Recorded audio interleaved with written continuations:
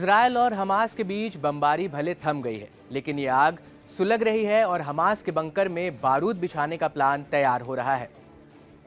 और इस बीच एक ऐसा शख्स सामने आया है जो गाजा में हमास की कब्र बनाने की कसम खा चुका है।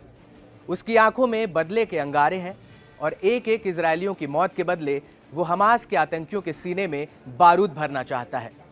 उसका नाम सुनकर हमास के आतंकियों का गला सूख रहा है। उसका नाम आपको बताएंगे, क्यों वो है इजरायल का सबसे खूंखार सेनापति, क्यों उसके नाम से हमास की बंकर में सिरहन दौड़ जाती है, ये सब आपको बताएंगे।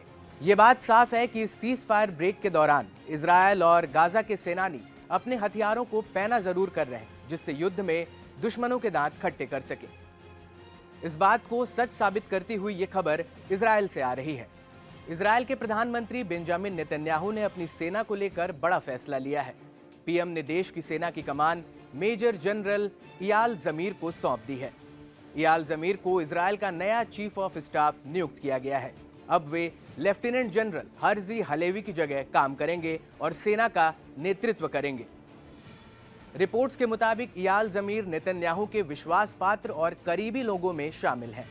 नेतन्याहू ने इयाल जमीर को ही क्यों चुना? इयाल जमीर और पीएम नेतन्याहू का रिश्ता पुराना है। पीएम ने उन्हें क्यों चुना है, ये जानने से पहले इयाल जमीर के बारे में आपको जानकारी देते हैं, जिसके बाद आपको इस क्यों का जवाब खुद ब खुद ही मिल जाएगा। 59 साल के इयाल जमीर का जन्म इजरायल के दक्षिणी शहर इलियट में हुआ था और वो 1984 में सेना में शामिल हुए थे। उन्होंने टैंक अधिकारी का ट्रेनिंग कोर्स पूरा किया। इसके बाद वो लगातार कामयाबी की सीढ़ी चढ़ते चले गए। उन्होंने 2003 में 7वीं बख्तरबंद ब्रिगेड और 2009 में 36वें बख्तरबंद डिवीजन की कमान संभाली। इयाल जमीर नेतन्याहू के भरोसेमंद हैं। इसका अंदाजा इसी बात से लगाया जा सकता है कि वो 2012 से लेकर 2015 तक नेतन्याहू सेना के सेक्रेटरी भी थे। इसके साथ ही एक नहीं बल्कि 2 बार साल 2018 और 2022 में आईडीएफ की कमान संभालने के लिए उनके नाम पर विचार भी किया गया था। इयाल जमीर को साउथ आईडीएफ का कमांडर बनाया गया था। साल 2018 से लेकर 2023 तक उन्होंने डिप्टी चीफ ऑफ स्टाफ की जिम्मेदारी भी संभाली। साल 2023 में उन्हें रक्षा मंत्रालय का महानिदेशक नियुक्त किया गया। इयाल जमीर 5 मार्च से अपनी जिम्मेदारी संभालेंगे, लेकिन इयाल जमीर की राह इतनी आसान नहीं है। वो ऐसी सेना के चीफ बने हैं जिसे 15 महीने से ईरान समर्थित समूह हमास से युद्ध लड़ रहा था। इसके अलावा लेबनान से भी 2-2 हाथ करने पड़े।